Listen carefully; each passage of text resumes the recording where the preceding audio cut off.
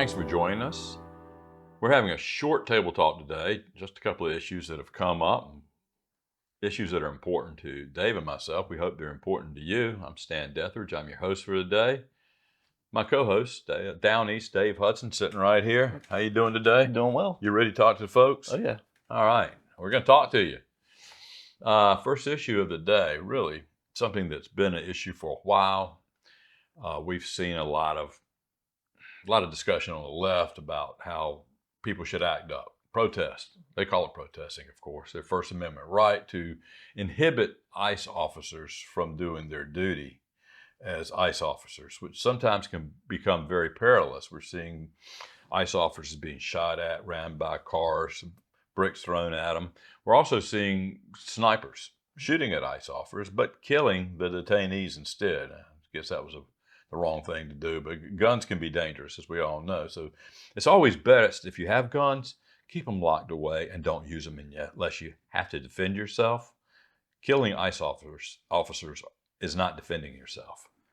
But we wanted to talk about that because just last night I was watching the news and I saw what was going on in New York, down on Canal Street. You ever been to New York City? I've been to New York City back in, it was probably 1996. It's been a long time since I've been. I've been on Canal Street. It's down the lower, I believe, the Lower East Side. And it's Chinatown. And it's one of those gentrified areas that are coming back, not too far from Greenwich Village. However, right now, there's a lot of illegals living there on the streets, and they're selling fabricated, counterfeit bags and things like that, which is a felony. And generally, the population does not like that. But right now, they're okay with protecting them because ICE is coming in and wanting to remove some of these people who are here illegally, many of them with criminal records. And what I saw was a lot of protesters, mostly white people, mostly women, very vocally abusive, getting in their faces and really physically attacking the ICE officers with their hands, their bodies, their mouths. And I was thinking, that's not going to play well for much longer. What are your thoughts about that? I don't think it'll play well at all. That's one of the issues. And we talk a lot about, freedom of speech, your First Amendment rights, all these different things.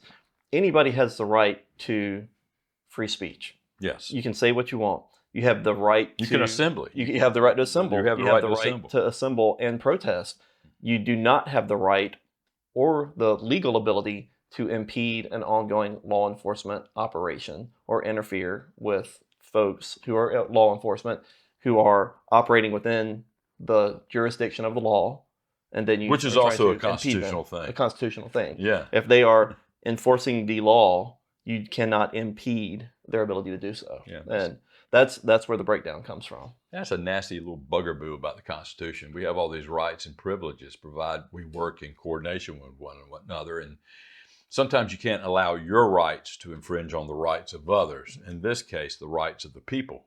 Correct. Who have paid for these very expensive ICE officers to be doing their jobs, because so many illegals were let into the country under the last administration. They were invited to come into the country for a variety of reasons. We spoke about that in the last podcast. And these people work for the people. Right. That's correct. And you can yell at them.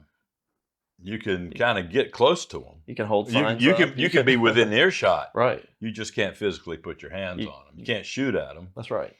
And you can't throw sticks and rocks. Destroy property, things like that. Destroy property. And I was thinking, what if? This is a big what if. But what if these young white girls and young white boys, many of them pudgy, overweight, look like the only thing they ever run is their mouths. And they are there protesting, getting their hands, getting in their face, moving them around, pushing on them. ICE officers are going to have to stop doing their duty and deal with the protesters who are physically assaulting them. At least they're in their space, deeply into their space. And they are distracted. And somebody, maybe or maybe not affiliated with this group of protesters, some may or may not be paid organizers of protests, And guns Mhm. come into play, and some of them are ARs, maybe more than a defensive weapon, and they start shooting up the place, killing ICE officers. Now, do the protesters, are they arrested for accessories to murder? It would depend, I guess, on what the law enforcement looks at, district attorney, Now you've seen anything else. all this is being I taped, uh, all this is being recorded. right. I would say that to some extent, yes, you would be an accessory because you are, like I said before, if you are obstructing justice, if you're interfering with an ongoing, you know, law enforcement operation, you are essentially, in my opinion, guilty Hmm. by association because you are a part of that. You may not pull the trigger if indeed, there's a shooting or something like that.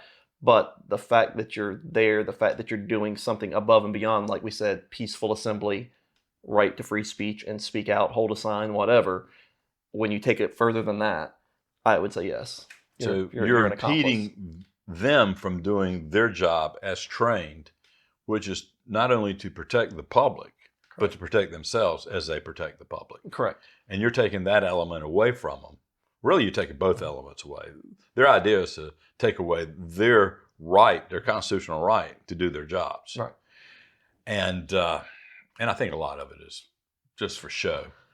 It, But that's not going to absolve them if anybody gets hurt, really hurt badly. Correct. And to some extent you're making a situation worse because that increases escalation.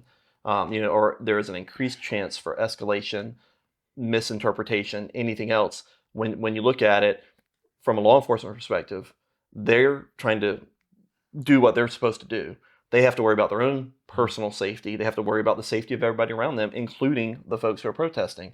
If somebody starts shooting in a crowd, now law enforcement has to worry about where's the shooting coming from, respond to that threat. If you're in the crowd, you could get caught in a crossfire. Of course, law enforcement's going to do the best they can and not shoot or only shoot at a known danger. But that's a very difficult So situation, and they could die as well as they be could die prosecuted. as well as be prosecuted because you just happen to be there instigating or escalating a situation that goes from bad to worse.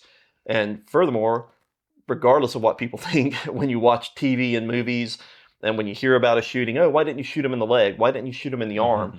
That's not how marksmanship is trained. No. You shoot center mass because it's the easiest portion to hit. It's also most likely to stop the threat. It's very difficult, even for trained marksmen, to hit somebody, especially if they happen to be moving in any way, shape, or form, just to wing them in the arm or the leg. That's unrealistic. That's not what people train for, and it's dangerous. Well, there's People also get when you get in a situation like that, there's a whole other thing that comes into play. A lot of times, tunnel vision takes place because you're micro focused on looking for identifying the threat. You don't necessarily see other things because your body's just reacting. You've got the adrenaline going. Training. A lot of different things. It's Your training. kicks in. Correct, but it does get to be a much more dangerous situation. So if you're already in there and instigating, everybody's already on heightened alert, and it's just a overall problem. So if something dangerous were to happen, whether you throw a rock and you hit a police officer or an ICE agent, any of that is escalation, and that's a violation of the law itself. And if you're a part of the mob, if you want to call it at that point in time, But you're acting as a mob. you're acting as a mob. You are an accomplice, and I would say yes, you should be found guilty for that. So some of these white kids, they all look like they're under 25. They kind of look like they've been trained. They had a lot to say, so they're probably educated to some extent, maybe highly educated, maybe going to some of the universities there in New York or close by. Let me ask you this. Would their lack of intelligence, their stupidity, absolve them from being prosecuted? No. So they would be considered as an accomplice, no matter how highly educated they are and how stupid they are to put themselves in that position. They would still be prosecuted, don't you think? I would think so. Not being a law enforcement officer, not being an attorney, just having a basic understanding of what's going on, and what I would say is common sense. Mm-hmm. If I'm putting myself in a situation. But they've been indoctrinated. That kind of throws common sense out the window. It does. Book smarts doesn't equal street smarts, No. and it doesn't equal common sense. Or but human smarts. Correct. If you're doing something that feels like survival it could be smarts, wrong, yeah. if it feels like or seems like it could be wrong, you probably ought to think twice about that. Well, let me ask you this question. You've been in the military. These people were from another nation.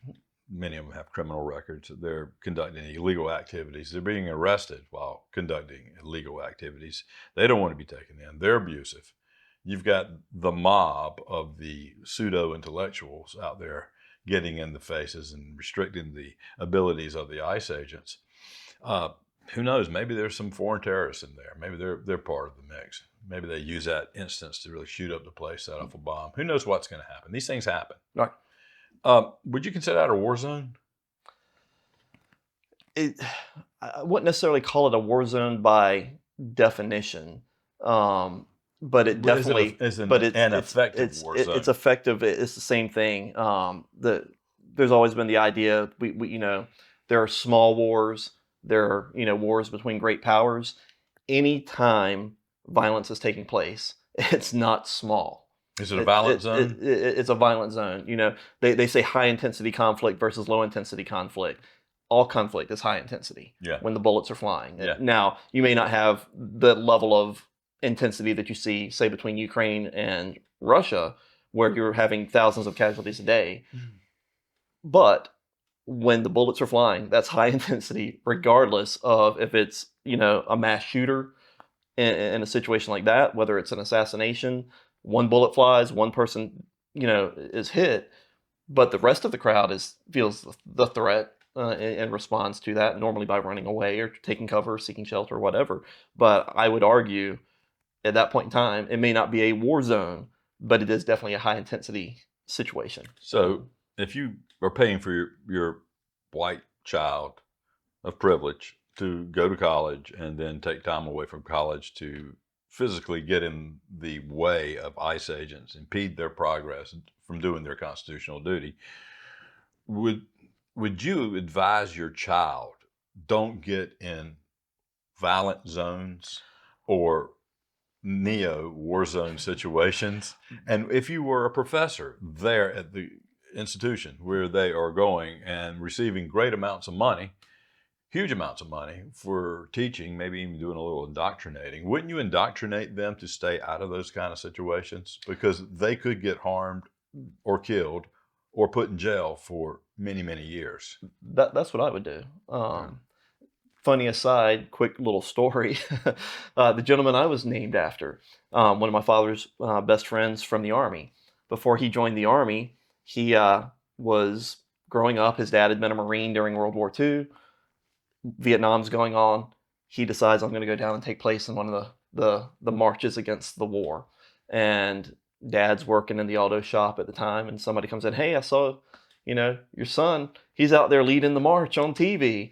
And so what dad did is he went down, his dad, and grabs him by the ear and pulls him out of there and corrects him on how he should have been, working, and then he joined the Army and all of that. But was he forced to join the Army? I don't know if he was forced, but he ended up in the Army anyway. And but dad, that sounds like a scene from the movie Hair, right? But perfect example. There's certain values that you have, within your family, and they get passed on sometimes a little bit more forcefully or more embarrassingly than you would like to have happen. That sounded like an ultimatum type thing. Right. So, but that's always one of my favorite stories that my father tells me about. Oh yeah, I named you after a buddy of mine. This is how we ended up meeting, and it was further down the road. So his name was David too. His name was David as well. So, that's good. But I've always thought David is a kind of a good name. It's a biblical name. It's a Jewish name. That's become right, a Gentile name, but it's a good one. So. So that was how that was passed on, and so I got his name and my father's name. That's pretty cool. I don't know how I got my name Stan. Yeah, I do. My great grandfather was Stanhope Pulling. So a lot of you that know North Carolina state history, Stanhope Pulling was a very big part of its beginning. And so I became Stanhope because my mother thought that was a nice sounding name. But everybody just calls me Stan. You can call me Stan. family names are important. It's great to pass that down. It keeps, all of that history, that, Yeah. legacy, everything together. And so I think it's good.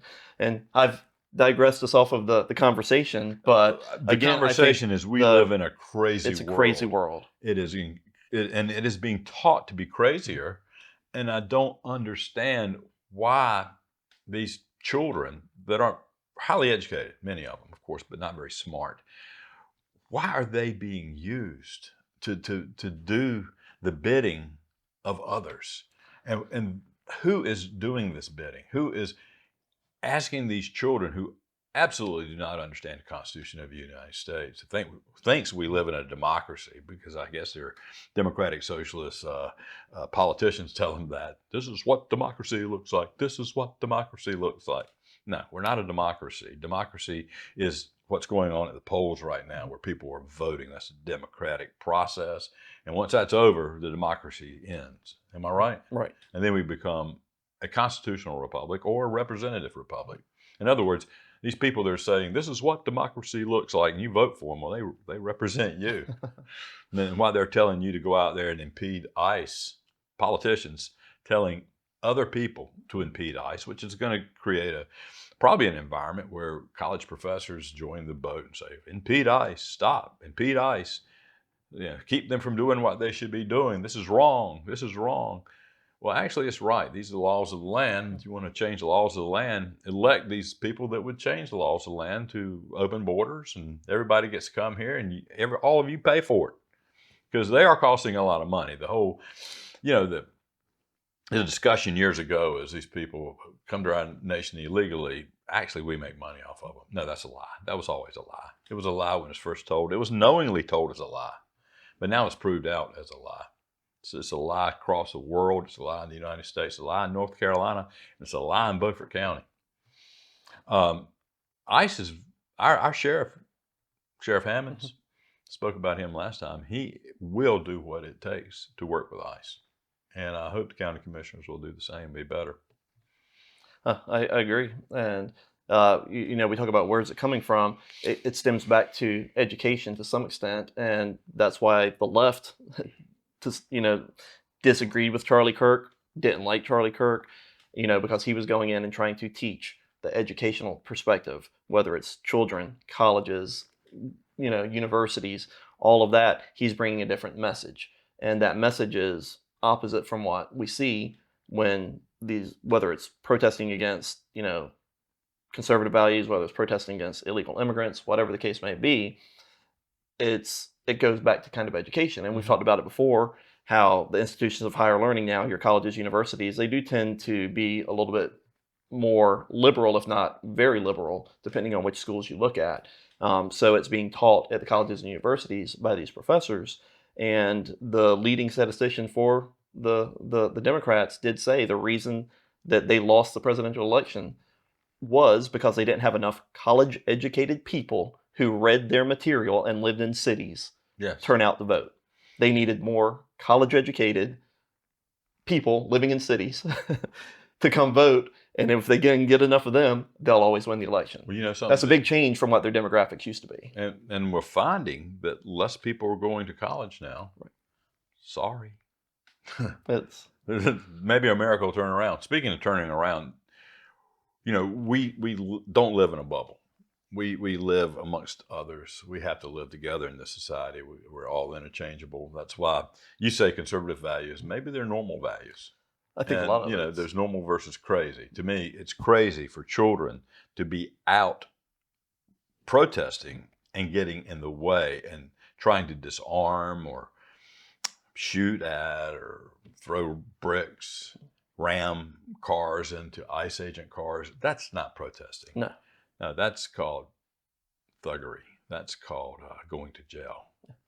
And we live in that world where they're being taught by politicians, leftist politicians, to do such. I would argue they're non-patriot leftists. And they're saying, this is what you do. You act up. You do these things. You create apps so that everybody knows where ICE is all the time. And maybe we can get the family names and their addresses, and we can go after them.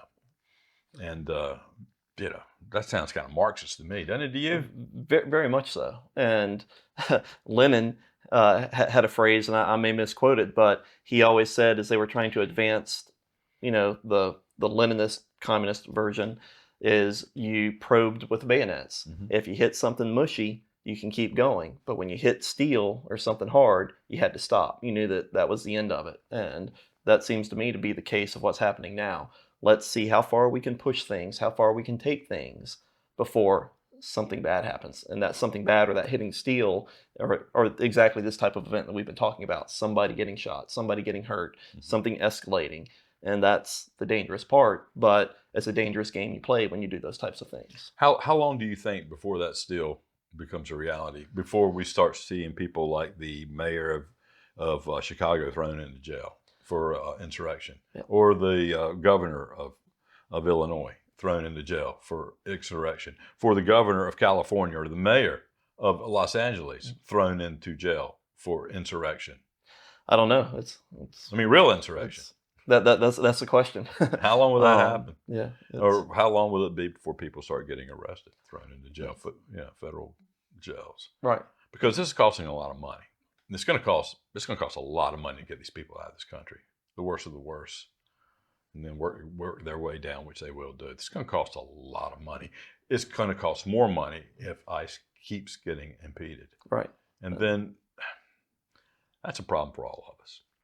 We need to make government as small as possible. We need to be a people, law-abiding people, and act in a law-abiding manner. And I think you mentioned in the last podcast, this is one of the reasons the left did so bad. They were thinking that the Hispanic-speaking people would rise up because illegals were treated badly, in their opinion, the opinion of the non-patriot leftists, by Republicans, conservatives. And the Hispanics say, well, this is our community. These people live amongst us. Some of them are really bad, and they don't need to be here. We came in here the right way. And then those votes start switching to a different party. That's got to be humiliating for the Democratic Socialists. It should be. And that's the thing, is not understanding most folks who, and we've said it before, I'm not against immigration. Our country is built on immigration, but it has to be done legally in accordance with the laws. And I would dare say the majority of folks who have migrated legally and have come here will tell you the same thing. Yeah. I came, I did it the right way. I expect everybody else to do it the right way. If I have to do it that way, everybody should have to do it that way. It's common sense. It's the law. But that's the question: is are we a nation based on laws, or aren't we? And is it going to be normal, or is it going to be crazy out there? Right. What you want? You want normal values? Normal. You want crazy values? Normal. Normal. I want normal. I want my children to raise their children in a normal world. That's right. Most people do. We want to leave that world to our people. And when I say world, the United States, if it falls, it won't be long before the world falls. That's right. It's important. In anywhere you go in the world, in my experience, most people want the same thing. They want, to feel safe. Mm-hmm. They want to be secure. They want to have food. They want to be able to take care of their family. They want to be able to have a marketplace. Right. Go about your daily life and be able to coexist with everybody. That's a human condition. I believe everybody really wants the same thing. Sometimes those lines get blurred. There are those bad sheep out there who are going to take from others. They're going to strong arm others. They don't believe that laws exist or pertain to them. They're the very, very small minority, but everybody really kind of wants the same thing, and they're just misguided in how they're applying it. All the folks who are coming here legally or illegally are coming for whatever reason that is. Some are coming for illegal reasons. Some are coming because they want a better chance at life. They're just going about it the wrong way. But it's still against the law. And I can understand why you would feel like they should stay here, but it goes back to the law. You have to abide by it. And if you're not, and then you're impeding law enforcement, now you're guilty of two things. Exactly. It doesn't make sense to me. It's not common sense. Well, that's why a lot of people are moving to southern states, western states, staying away from the West Coast, staying away from the Northeast coast. And these populations are dwindling while ours are growing, because we tend to be more of a states of laws. And let's face it, most of your laws are general statutes anyway. The codes of the United States federal government apply to a whole lot of different set of circumstances. Very rarely is the FBI brought in. Then it has to cross state lines. There's other guidelines that would bring them in. But it is a world where people are moving in this area. This is a kind of a crazy world. This is a more normal place for now. We hope we can keep it that way. A lot of us are working to keep it that way. And you spoke of sheep just earlier, so I'm going to segue to something. Homesteading. Absolutely. Homesteading is a way to get back to the land on a limited amount of land and maybe help support yourself, work within a community to work together to create an environment where food is more readily available, really good food, and maybe there's a sense of safety in the neighborhood as well. It could be private. It could be a lot of Second Amendment people living out there. And this is where they want to live. And we're talking about living apart, maybe off the grid. And we're also talking about in neighborhoods that are set up to give economic advantage to those that buy in that neighborhood because it is set up to be protected in many respects, especially economically. When I say economically, there's less disinfluences from encroaching non-economic real estate uses. Does that make sense? It does. I'm trying to be as delicate as possible. Maybe the wrong kind aren't living close to you. You're protected. You're surrounded by trees, and people that grow trees will always grow trees. Those kind of things. Yes, and we've seen a lot of that more recently, and where we live is a great place for homesteading, especially in the South or the Midwest and areas that are more rural. 2 growing And seasons. you have 2 growing seasons. You have a lot of things that work here for folks. Extra land, the ability to have some elbow room or standoff distance, space between your neighbors, and more recently, there's been that big interest or a greater interest in folks that are looking, especially after the COVID years. You want to get out of a city. You want to have the ability to be a little bit more self-sufficient, resiliency, things like that. So if you have even just a small, parcel of land, a house on an acre or two, now you have the ability to put in a garden. You may have the ability to keep, a couple of goats or a pig or some chickens or things like that. Or have a community area to do so. Or have a community area to do so. And then what that allows you to do is you have the ability to cut your grocery bill to some extent because you're able to grow your own food. You can eat a little bit healthier because you're not buying the junk that's in the supermarket in the middle aisles that's highly processed or anything like that. So you get a little bit more freedom. Of course, it doesn't hurt that you're out there having a little bit of activity to stay healthy, move around, do things like that. Walking trails. Right. And that's all, kind of part of that idea is, the difference between homesteading and farming. Homesteading really is that idea of, here we live, we kind of take care of ourselves. It's internal, as opposed to the more modern day idea of a farm where it's, big acreage, row crops, heavy industrialized machinery, things like that. So when people mention homesteading, it's a little bit different. It's not necessarily that you're on a farm, but it's being able to do things that you like to do, whether it's animal husbandry, whether it's gardening, whatever the case may be. But right here where we live is a wonderful place to be able to do it. We've got great rivers out here. We have great land available for hunting.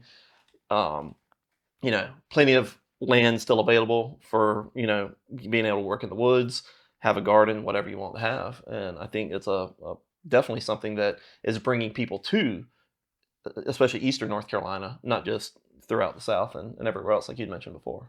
Now you're talking about an acre, 2 acres. Sounds like a small amount of land. But Dave, you understand homesteading. You've been studying homesteading for some time now. Right. And you're a valuable resource in that regard. And we're going to talk about homesteading because we do have Down East Dave. And Down East Dave understands homesteading. And you live out in the country. You live on a big piece of land.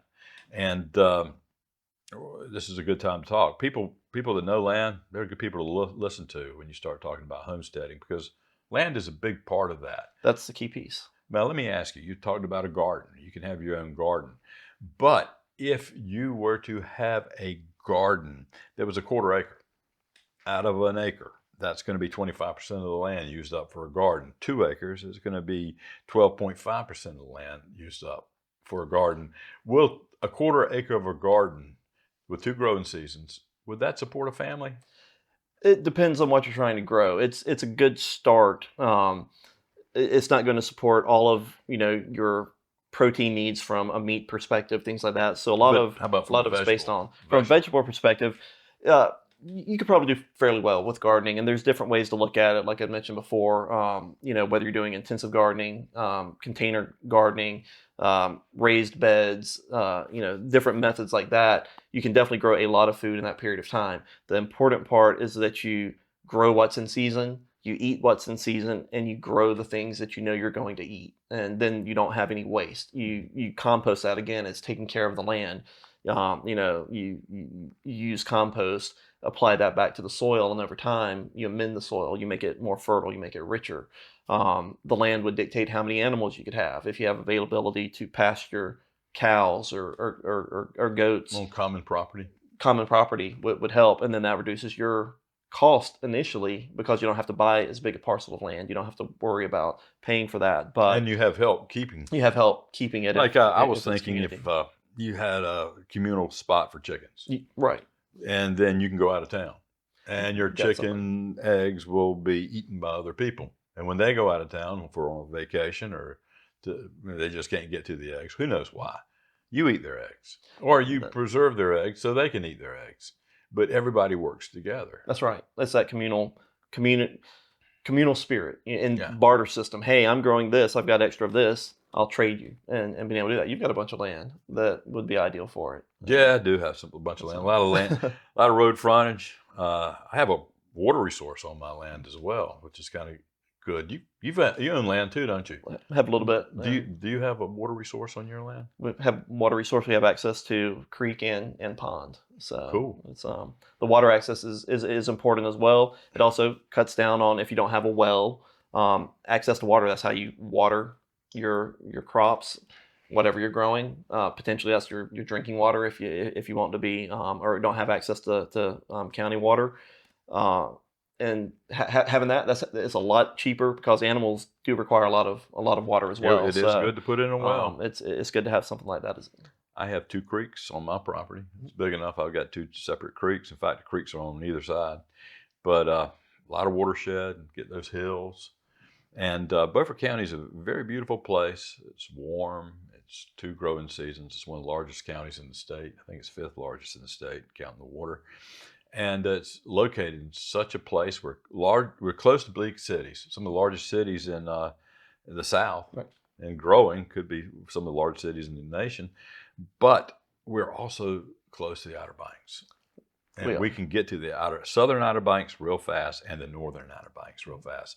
I calculate an hour and 30 to 40 minutes in either direction. That's about it. That's pretty good. A great place to get out to. And it's just a great draw to be able to come out here because we have access to everything in a relatively short drive or commute to get to it, but we don't have all of to some extent, the problems that we've talked about before that you see. But we don't want those problems. We don't want those problems either. They can come into this area real fast. They can, but we have to be extremely vigilant. That's the important piece. We haven't been vigilant in this country, and it shows in some of these blue sanctuary counties, cities, and states. And that's why it's important to know who you're electing to those positions that make those decisions. To elect people. That's the key piece. So I remind the public, North Carolina just this season, in this session, has ended sanctuary counties and sanctuary cities. It cannot happen. State always rules in the United States unless the federal government takes those duties over, like enforcement of ICE. Right. And we'll leave it there for the day. We've had a nice little session. We've talked about some things. We'll probably talk about both issues more, but we're going to broach the whole homesteading more and more and more. And thank you for coming, viewing us. Come back again. We'll have a lot of interesting topics. I'm Stan Deatherage. I'm signing off. Down East Dave Hudson saying goodbye. Have a good one. See you later.